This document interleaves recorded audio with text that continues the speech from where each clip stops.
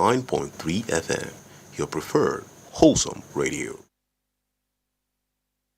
Láti ìkànnì kànga gbọ́nmágbẹ́ 89.3 FM gẹ́gẹ́ ní aago mẹ́jọ alẹ́ lù.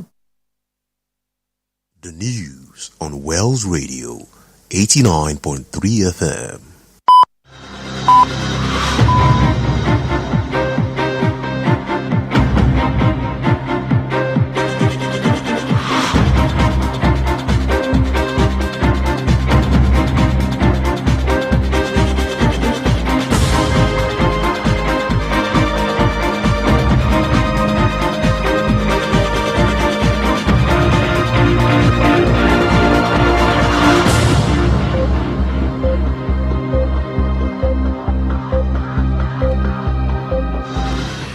Hello and good evening. Here is the national news on Wells Radio 89.3 FM, your preferred wholesome radio. We are reaching you live from Wells Broadcasting House along Alaafin Avenue, Oloyede, Estate Ibadan. I am Ayo. Emmanuel-Ojo first. The headlines. Senate passes bill proposing 100,000 naira fine for traffic violations, Shell's tender board proposal. Oyo confirms security aircraft arrival before July ends. Chief Adeshola once again sensationalism in broadcasting at SNB Summit. Appeal court to reverses judgment, voiding timeframe in INEC's electoral guidelines. Those are the headlines. Now the news in detail.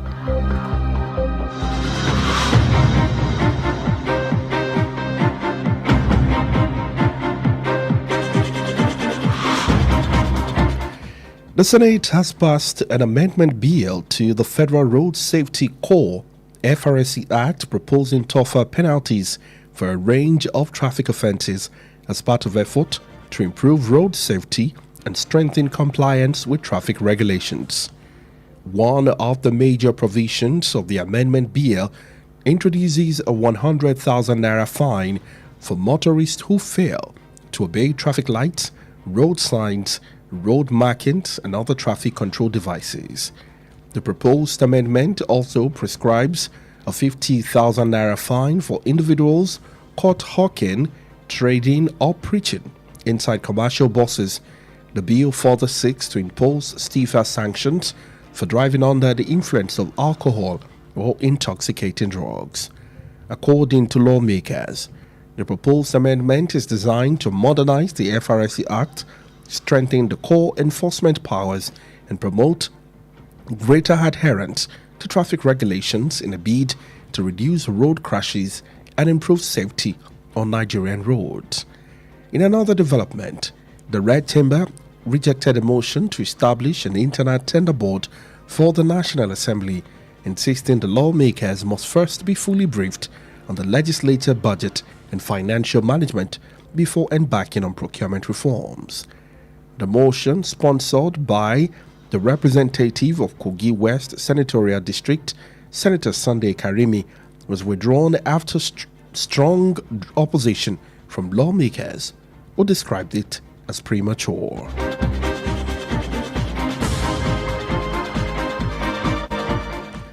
Nigeria and the Gambia have agreed to strengthen bilateral relations and revive the Nigeria-Gambia Joint Commission to expand cooperation in key sectors. The agreement was reached during a bilateral meeting between Nigeria's Minister of State for Foreign Affairs, Ambassador Shola Enikan-Olaye, and Gambian Foreign Minister Saring Njai on the sidelines of Economic Community of West African State ECOWAS Media Summit in Freetown, Sierra Leone. According to a press release issued today by the Ministry of Foreign Affairs spokesperson Kim Hebi Ebienfa, the minister praised the long-standing relations between the two countries and reaffirmed Nigeria's commitment to deepening the partnership. In his remarks, Njai congratulated Ambassador Enikan-Olaye on his appointment and welcomed Nigeria's initiative to strengthen cooperation.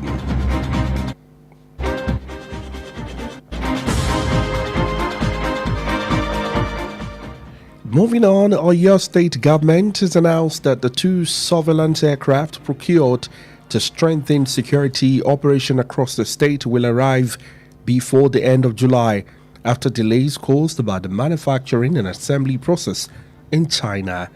The Commissioner for Information, Prince Dr. Oloyede, disclosed this in a media release issued today after the State Executive Council meeting. The Commissioner said the Executive Council also approved an interest-free intervention loan for 3 billion naira for an indigenous cassava processing factory in Ado-Awaye to boost production, create jobs, and benefit more than 25,000 farmers. The Commission recalled that the state government had previously approved and released a sum of 850 million naira as an equity investment towards restoring and completion of the sugar processing factory in Iseyin. He added that the council also approved the construction of 4-kilometer Idiagbe Akimori Road to Ilora at the cost of 2,900,750,000 naira, among other development projects.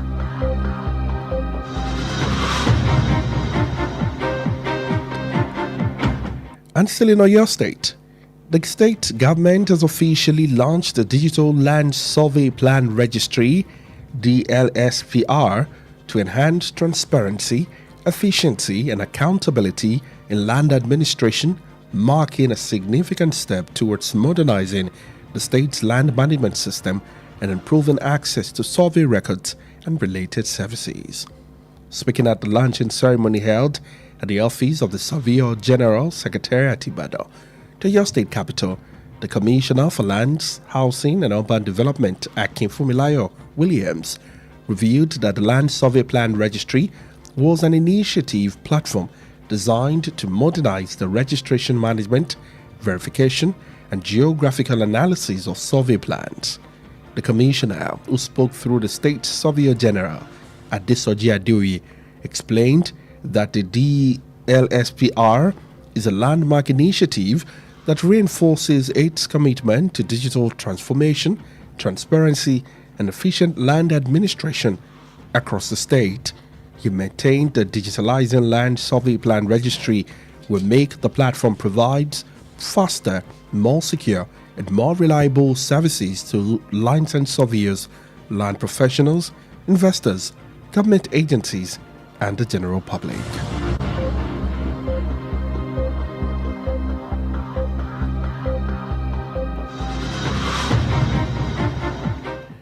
Broadcast journalists have been urged to uphold professionalism and responsibility in news reporting as sensationalism and the rush to break news continue to threaten credible communication. Delivering a keynote address, Chief Adebisi Adeshola, who later spoke to Wells Radio correspondent today at the 2026 Southwest Society of Nigerian Broadcasters SNB Media Summit, held at the Local Government Training Center Secretariat Ibadan.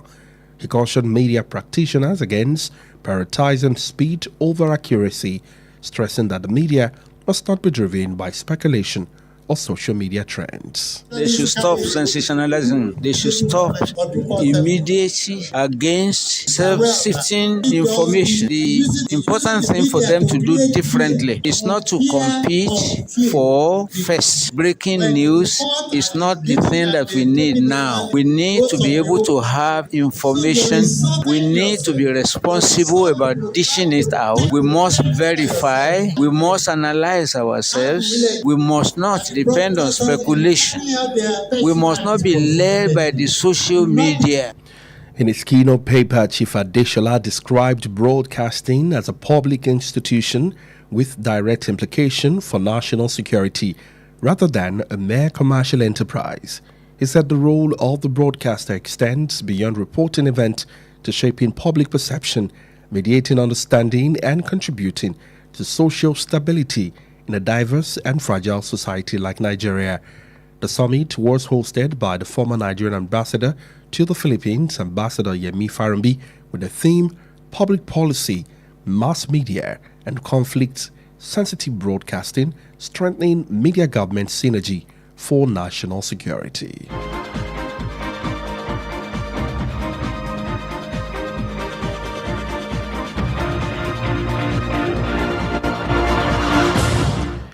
The Court of Appeal in Abuja has reversed the May 20 judgment of Justice Mohammed Umar of the Federal High Court in Abuja, voiding the time frame contained in the revised timetable and schedule of activities for the 2027 general elections released by INEC.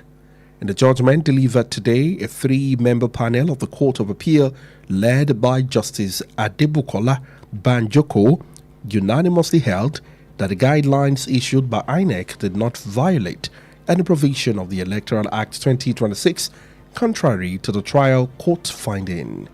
The Court of Appeal observed that the trial court was too rigid in its interpretation of Section 29, subsection 1 of the Electoral Act, adding that the revised timetable issued by INEC did not violate Section 31, 32, and 92 of the Electoral Act. The appeal was filed by INEC against the judgment in the suit instituted by the Youth Party, the plaintiff at the trial court. Justice Banjoko noted that the omission rendered the proceedings before the trial court fraudulently defective and liable to be set aside. She further held that the respondent failed to establish the appropriate legal standing to institute the suit. That's it on the national news for tonight. Before we end the news, here are the highlights. Senate passed an amendment bill to the Federal Road Safety Corps (FRSC), proposing tougher penalties for a range of traffic offences as part of effort to improve road safety and strengthen compliance with traffic regulations. Oyo State government announced that the two surveillance aircraft procured to strengthen security operations across the state will arrive before the end of July after delays caused by the manufacturing and assembly process in China. Broadcast journalists have been urged to uphold professionalism and responsibility in news reporting as sensationalism and the rush to break news continue to threaten credible communication. The Court of Appeal in Abuja reversed the May 20 judgment of Justice Mohammed Umar of the Federal High Court in Abuja, voiding the time frames contained in the revised timetable and schedule of activities for the 2027 elections released by INEC. The bulletin was compiled and edited by Kemi Sola Williams. Stay connected with us on all our social media platforms at Wells Radio 893. Also like our Facebook page at Wells Radio 893 FM fan page. You can listen live on our website www.wellsradio893.com. Also call or WhatsApp Wells Radio Newsroom on 0916 893 2000 for any eyewitness account. I am Ayo. Emmanuel-Ojo, thank you for listening. Good evening. God bless you.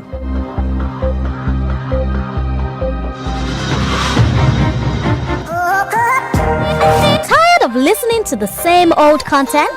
Tune in to Wells Radio 89.3 FM, the only radio other radio stations listen to. 89.3 FM, your preferred wholesome radio.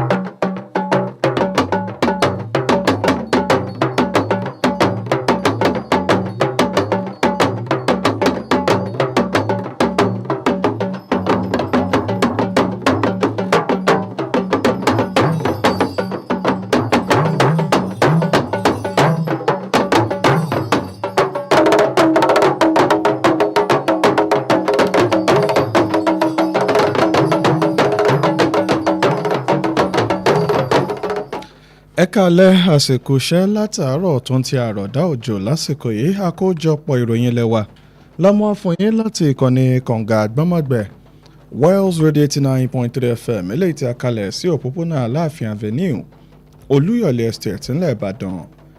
Adedamola Oloyede lóníròyìn yìí ṣáájú ẹgbẹ́ àwọn kókó tó wà nínú ìròyìn náà. Ilé ìgbìmọ̀ aṣòfin ilẹ̀ yìí gba àbá láti ṣe àgbékalẹ̀ owó ẹgbẹ̀rún lọ́nà ọgọ́rùn-ún náírà gẹ́gẹ́ bí owó ìjìyà fáwọn tí wọ́n bá tàpá sí òfin ojú pópó nígbà tí wọ́n sì tún gbé àwọn ìgbésẹ̀ míì lórí àwọn àbá míì. Ìjọba ìpínlẹ̀ Ọ̀yọ́ fìdí ọ̀rọ̀ múlẹ̀ lórí ọkọ̀ ìjọ ojú òfurufú eléyìí tán pé ó ṣeéṣe kó gúnlẹ̀ kí oṣù keje tá a wà nù rẹ̀ tó tẹnubodò. Olóyè Adéṣọlá lágbo ìkìlọ̀ sí ti àwọn agbóhùnsáfẹ́fẹ́ lórí àsọdùn nínú iṣẹ́ ìròyìn ní àsìkò àpéjọ àwọn oníròyìn tí wọ́n ṣe nílùú Ìbàdàn. Ilé-ẹjọ́ eléyìí tún ṣe ilé-ẹjọ́ kò tẹ́mi lọ́rùn ní àti pé wọ́n ti dá ìdájọ́ kan padà lórí ohun tó ní ṣe pẹ̀lú àwọn ìtàpá àti àwọn àtẹ̀léde eléyìí tó ní ṣe pẹ̀lú ètò ìdìbò gbogbogbò ti àjọ INEC.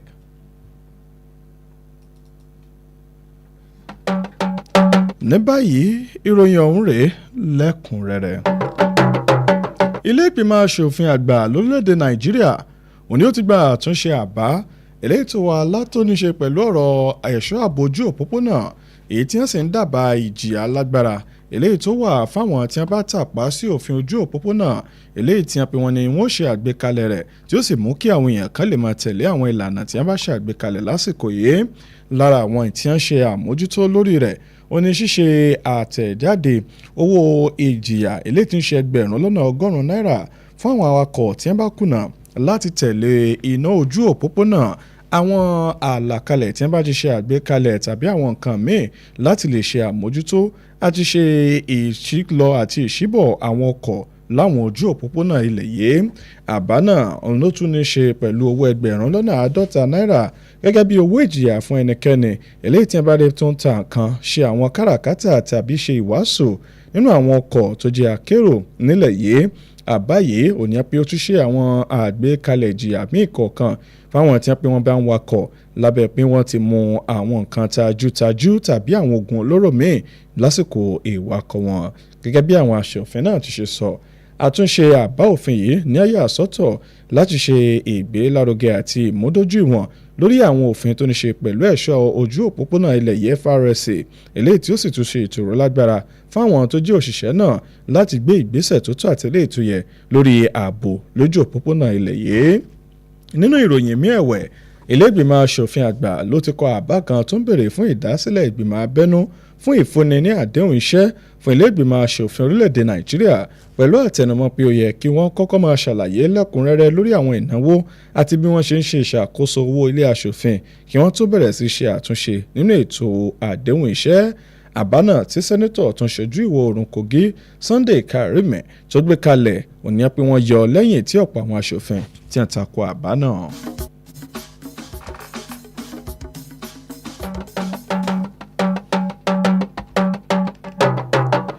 Orílẹ̀-èdè Nàìjíríà tilẹ̀ Gambia ti fohùn ṣọ̀kan láti túbọ̀ mú ìbáṣepọ̀ wọn lágbára sí i tí wọ́n sì gbà láti jí ìgbìmọ̀ tó jẹ́ àjọṣepọ̀ lórí orílẹ̀-èdè Nàìjíríà tilẹ̀ Gambia kí wọ́n lè gbé ìfọwọ́sowọ́pọ̀ wọn ga láwọn oríṣiríṣi ẹ̀ka tó ṣe kókó ṣe pàtàkì.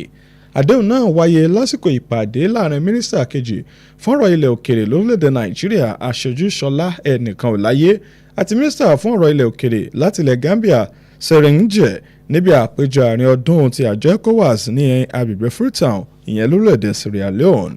Nínú àtẹ̀jáde tí agbẹnusọ iléeṣẹ́ ọ̀rọ̀ òkèrè Kìmẹ̀bí Ebíńfà síta lónìí, Ẹnìkanòláyé ló gbóríyìn fún ìbáṣepọ̀ lọ́jọ́ pípẹ́ èyí tó ti wà láàrin orílẹ̀-èdè méjèèjì tó sì tún fi ìdánilójú síta pé orílẹ̀-èdè Nàìjíríà ti múra tán láti mú ìfọwọ́sowọ́pọ̀ náà jinlẹ̀ sí sọ́wọ́ iwájú. Nínú ọ̀rọ̀ tirẹ̀, mínísítà ọ̀rọ̀ òkèrè nílẹ̀ Gambia Segun ẹni ó kí Ẹnìkanòláyé lórí ìyànsípò rẹ̀ tó sì fi ìtẹ́wọ́gbà hàn sí gbogbo ìgbésẹ̀ tó orílẹ̀-èdè Nàìjíríà ń gbé láti túbọ̀ mú ìfọwọ́sowọ́pọ̀ lágbára sí láàrin àwọn orílẹ̀-èdè méjèèjì.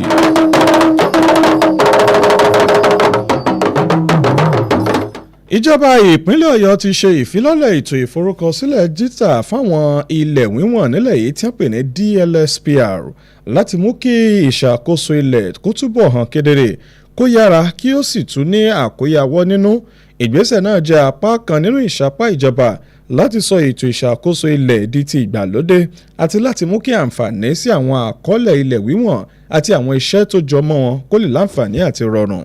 níbi ayẹyẹ ìfilọ́lẹ̀ náà tó wáyé ní ọ́fíìsì olùṣàyẹ̀wò gbogbogbò fún ilẹ̀ wíwọ̀n nílé ìjọba nílùú Ìbàdàn, kọmíṣánná fọ́rọ̀ ilé àti ìdàgbàsókè ìlú Akin Fúnmiláyọ̀ Williams ló ṣàlàyé pé ètò náà jẹ́ ojú òpó tuntun eléyìí tí wọ́n ṣe láti mú ìforúkọsílẹ̀, ìṣàkóso, ìmúdájú àti ìtúpalẹ̀ ilẹ̀ lórí máàpù kó di ti ìgbàlódé. kọmíṣánná náà tó sọ̀rọ̀ nípasẹ̀ olùṣàyẹ̀wò gbogbogbò fún ìwọ̀n ilẹ̀ ní ìpínlẹ̀ yìí Adésọjí Adéoyè ṣàlàyé pé ètò náà jẹ́ ìgbésẹ̀ pàtàkì tó fi hàn pé ìjọba Ọ̀yọ́ òun ló ti pinnu láti lo ẹ̀rọ amáyédẹrùn díjítà fún ìṣàkóso ilẹ̀ eléyìí tó péye. ó fi kún pé ṣíṣe ìforúkọsílẹ̀ ètò ilẹ̀ wíwọ̀n pẹ̀lú ẹ̀rọ díjítà òun yóò mú kí iṣẹ́ túbọ̀ yára ní ààbò tó dájú tí yóò sì ṣe ìgbẹ́kẹ̀lé fún àwọn akọ́ṣẹ́mọṣẹ́ àwọn ilẹ̀, àwọn onímọ̀ nípa ilẹ̀, àwọn olùdókòwò, àwọn ilé iṣẹ́ ìjọba àti gbogbo aráàlú lápapọ̀.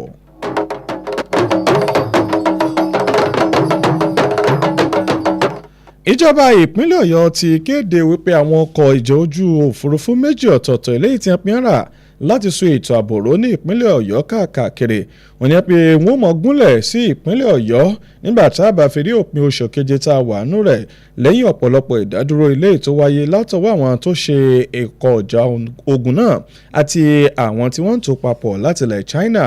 kọmíṣánná àfọ́rọ̀ ìròyìn ọmọọba Dọ̀tun Yéládé ṣiṣọ́ lójú ọ̀rọ̀ náà lónìí lẹ́yìn tí wọ́n ṣe ìpàdé ìgbìmọ̀ aláṣẹ eléyìí tó wáyé. kọmíṣánná náà jẹ́ kó di mímọ̀ ó pé ìgbìmọ̀ aláṣẹ ní ìpínlẹ̀ Ọ̀yọ́ òní àti wàá bọ́wọ́ lo ètò ẹ̀yáwó eléyìí tí wọ́n pe yóò kò ní èlé kankan lórí tí ń lọ bí bílíọ̀nù $3 fáwọn tó jẹ́ àgbẹ̀ tí wọ́n gbin gbàgùrà ní ìpínlẹ̀ Ọ̀yọ́ pàápàá jùlọ ní agbègbè Adó-Àwáyè láti ṣètò ìgbélárugẹ ìpèsè ìdásílẹ̀ iṣẹ́ àti àǹfààní fún àwọn àgbẹ̀ eléyìí tó ń lọ bí 25,000. àjọ náà ló jẹ́ kó di mímọ̀ nígbà tí wọ́n pé wọ́n ń sọ̀rọ̀ pé ìjọba ìpínlẹ̀ Ọ̀yọ́ wọn ló ti kọ́kọ́ bu ọwọ́ lu ìtúsítọ̀ owó eléyìí tí wọ́n pé wọ́n ní tó ẹgbẹ̀lẹ́gbẹ̀ kan eléyìí tí wọ́n pé wọ́n ní ṣètò fún ètò ìdókòwò láti lè mú kí àyípadà ó dé bá àwọn ibi tí wọ́n ti ń pèsè ṣúgà tó ń bẹ nílùú Ìṣẹ́yìn. bákan náà náà tún ṣe àfikún rẹ̀ wípé ìgbìmọ̀ náà wọn ló túbọ̀ ọwọ́ lo ṣíṣe ojú ọ̀nà oníbùsọ̀ 4 eléyìí tó wà láti agbègbè Ìdí-Ìgbà sí Akínmọ̀rìn ní ojú ọ̀nà Ìlọ́ra pẹ̀lú owó tó ń lọ bí bílíọ̀nù 2 ó lé pẹ́sẹ́pẹ́sẹ́ láàrin àwọn iṣẹ́ ìdàgbàsókè míì eléyìí tí wọ́n buwọ́ lù.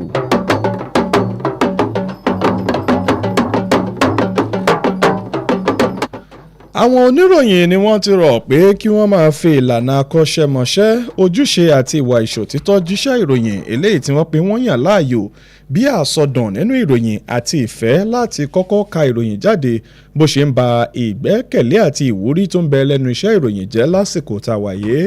Olóyè Adébísí Adéṣọlá tó ń bá akọ̀ròyìn iléeṣẹ́ Wells Radio 89.3 FM sọ̀rọ̀ lẹ́yìn àpéjọ àwọn agbóhùnsáfẹ́fẹ́ ẹ̀ka ti apá gúúsù ìwọ̀ oòrùn orílẹ̀-èdè yìí lónìí eléyìí tí í ṣe àpéjọ tọdún 2026 tó wáyé ní ilé ìkẹ́kọ̀ọ́ àwọn òṣìṣẹ́ ìjọba ìbílẹ̀ nínú sẹkítẹ́rìàtì nílùú Ìbàdàn. Ó rọ̀ àwọn oníṣẹ́ ìròyìn pé kí wọ́n má ṣe fi ìyára àbí ìgbìyànjú àti kọ́kọ́ kéde ìròyìn ṣáájú ìdánilójú òtítọ́ tó ń bẹ nínú ìròyìn náà. Ó tẹnumọ́ pé kò yẹ kí iṣẹ́ ìròyìn dá lórí àròsọ tàbí àhesọ ọ̀rọ̀ tàbí ohun tá a túmọ̀ sí ohun tó ń lọ lórí ayélujára. Nínú ọ̀rọ̀ rẹ̀, Olóyè Adéṣọlá ṣàlàyé pé iṣẹ́ ìgbóhùnsáfẹ́fẹ́ jẹ́ iṣẹ́ sí ìlú fún gbogbo ènìyàn eléyìí tó sì yẹ kó ní ipa lórí ààbò orílẹ̀-èdè dípò ìfẹ́ owó.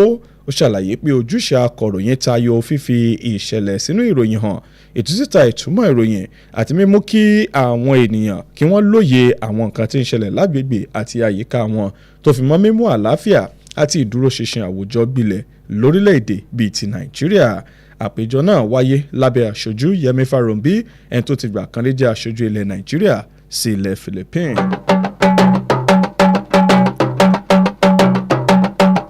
Ilé-ẹjọ́ kòtẹ́milọ́rùn tó fìdí kalẹ̀ sílùú Àbújá ti fagilé ìdájọ́ tí onídàájọ́ Mohammed Umar tó jẹ́ tilé ẹjọ́ gíga àpapọ̀ nílùú Àbújá ṣe lógúnjọ́ oṣù karùn-ún ọdún tá a wà yìí èyí tó sì dájọ́ pé àkókò tó wà nínú àtẹ̀léde àti ètò iṣẹ́ fún ìdìbò gbogbogbò ọdún 2027 eléyìí tí àjọ elétò ìdìbò ilẹ̀ yìí tẹ̀ jáde pé kò bófin mu nínú ìdájọ́ tí wọ́n gbé kalẹ̀ lónìí ìgbìmọ̀ onídàájọ́ ẹlẹ́ni mẹ́ta tí adájọ́ Adébùkọ́lá Bánjókòó léwájú rẹ̀ fohùn ṣọ̀kan pé àwọn ìlànà tí àjọ INEC tí wọ́n gbé jáde kò tako èyíkéyìí nínú òfin ìdìbò tọdún 2026 ilé-ẹjọ́ kòtẹ́milọ́rùn náà ṣàlàyé pé ilé-ẹjọ́ tó kọ́kọ́ gbọ́ ẹjọ́ náà túmọ̀ abala kọkàndínlọ́gbọ̀n ẹsẹ̀ kínní tí òfin ìdìbò náà ní ọ̀nà tó le jù tó sì fi kún un pé ètò àkókò tuntun tí àjọ INEC gbé jáde kò rú àwọn abala kọ̀ọ̀kan nínú abala òfin ìkọkànlélọ́gbọ̀n ìkejìlélọ́gbọ̀n àti ìkejìléníàádọ́rùn ti òfin ètò ìdìbò ẹjọ́ kòtẹ́milọ́rùn náà ni àjọ INEC pè lẹ́yìn ìdájọ́ tí wọ́n gbé kalẹ̀ kan nínú ẹjọ́ tí ẹgbẹ́ òṣèlú Youth Party gbé lọ sí iwájú ilé ẹjọ́ gíga ọ̀hún onídàájọ́ Bánjókòó tún mẹ́nubà pé ìfojúfò àwọn nǹkan pàtàkì nínú ẹjọ́ náà jẹ́ kí gbogbo ìgbésẹ̀ tí ilé ẹjọ́ àkọ́kọ́ gbé di ohun àgbésẹ̀gbẹ́ kan tó sì yẹ kí wọ́n fagilé ó tún ṣàlàyé pé ẹgbẹ́ tó pe ẹjọ́ náà kò ṣàfihàn ẹ̀tọ́ lábẹ́ òfin láti bẹ̀rẹ̀ ẹjọ́ náà látẹ̀yìnwá. Àkójọpọ̀ ìròyìn lẹ́wà fún ti alẹ́ tòní kò ní jù báyìí lọ ṣùgbọ́n kí a tó máa lọ ẹ jẹ́ kí a bójú àwọn kókó tó wà nínú ìròyìn náà. Nínú ìròyìn ọ̀hún láti máa fún yín pé ilé ìgbìmọ̀ aṣòfin ilẹ̀ yìí ti gba àbá kan eléyìí tó ní ṣe pẹ̀lú ọ̀rọ̀ iléeṣẹ́ tó ń ṣe ààbò ojú òpópónà nílẹ̀ yìí FRSC eléyìí tí ń dábàá àwọn ìjìyà lóríṣiríṣi fáwọn tí wọ́n bá ṣẹ̀ sí òfin ojú òpópónà nílẹ̀ yìí láti ṣe ìgbélárugẹ ààbò lójú òpópónà wa àti ìtẹ̀lé àwọn ìlànà tí wọ́n bá ṣe àgbékalẹ̀ rẹ̀.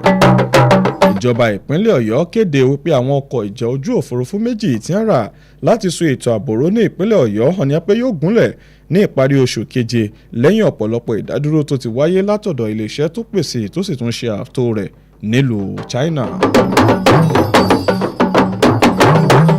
Àwọn agbóhùnsáfẹ́fẹ́ ni wọ́n ti rọ̀ wípé kí wọ́n ṣe ètò ìgbélárugẹ ìlànà akọ́ṣẹ́mọṣẹ́ nínú ìṣẹ̀lẹ̀ ìkóròyìn jáde àti ìkéde ìròyìn bí ètò àsọdùn àbí ìgbìyànjú láti kọ́kọ́ gbé ìròyìn jáde bó ti ṣe ń dúnkòokò sí àwọn ìwà àti ohun tó yẹ kí ìròyìn ọmọ gbé jáde nínú àwọn iṣẹ́ wọn.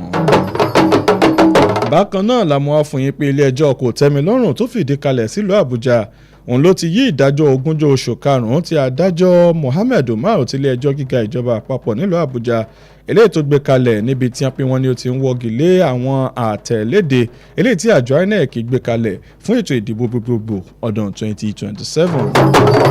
Èyí lópin ìròyìn ilé wa fún ti alẹ́ tòní àkójọpọ̀ àti àtúntò ìròyìn olówó látọwọ́ Kẹ́misọ́lá Williams. Ẹ má gbàgbé wípé ẹ lè darapọ̀ mọ́ aláwọn ojú òpó ayélujára wa gbogbo pẹ̀lú @wellsradio893 nígbà tí ẹ lè fẹ́ràn tẹ́ ó sì tẹ̀lé wa lójú òpó ayélujára Facebook wa pẹ̀lú @wellsradio893 FM fanpage. Bákan náà lè gbọ́ àsọwọ́ iwájú sí lójú ìpọ̀nà ti àgbáyé ti www.wellsradio893.com.